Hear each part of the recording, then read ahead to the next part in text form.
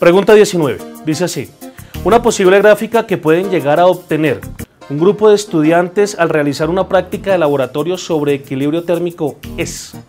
Nuevamente nos van a preguntar equilibrio térmico. Nuevamente vamos a hablar de las leyes de la termodinámica. Miremos las opciones de respuesta. A.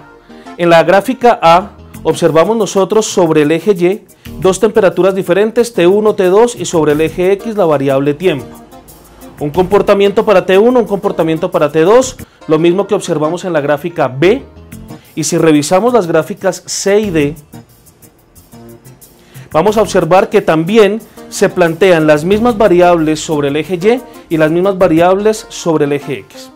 Recordemos lo siguiente: recordemos que cuando dos cuerpos se encuentran a diferentes temperaturas, el proceso natural es que el cuerpo de mayor temperatura le ceda calor al cuerpo de menor temperatura, haciendo que el de mayor temperatura, disminuya su valor, su temperatura, mientras que el cuerpo de menor temperatura asciende este valor, el de la temperatura. Revisemos cuál de estas cuatro gráficas nos muestra lo que acabamos de decir. Revisemos inicialmente la A. Observen ustedes que tenemos una temperatura T1 que es mayor a la temperatura T2. T1 y T2 hacen referencia a las temperaturas de los cuerpos que estoy colocando en contacto.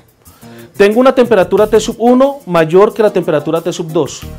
En el momento en que yo pongo en contacto los dos cuerpos, observen ustedes que la temperatura mayor empieza a disminuir su valor.